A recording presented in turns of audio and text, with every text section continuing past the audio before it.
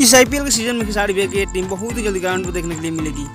ना सिर्फ एक टीम क्रिकेट ग्राउंड पर देखने को मिलेगी, हालांकि खेसारी लाल यादव की टीम के साथ, अपनी पूरी टीम के साथ इस ग्राउंड पर क्रिकेट खेलते हुए भी नजर आएंगे लोग। बहुत बड़ी न्यूज निकल कर आती है कि हॉकी के सीजन में खेसारी भैया भी क्रिकेट खेलते हुए नजर आएंगे ग्राउंड पे।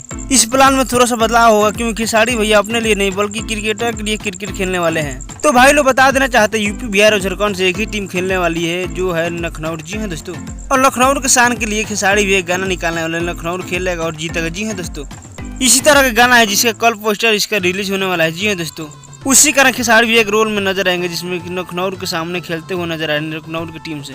तो आप एक तरह से कर सकते हैं, खेसारी भी अपने लखनऊ की टीम के लिए रिप्रेजेंट करने के लिए गाना गा रहे हैं। हम लोग इस बात की गर्व कि हमारे भोजपुरी के कलाकार है खेसारी भी है, जिन्होंने काफी अच्छे से गाना गा रहे हैं और हमारे यूपी, बिहार और झारखंड के नाम रोशन कर रहे हैं खेसारी भी। वैसे खेसारी भी के गाना आने वाले कैसा लगेगा आप लोग कमेंट जरूर बताइए। वीडियो अच्छा लगे सब्सक्राइब कीजिए। धक्का धक।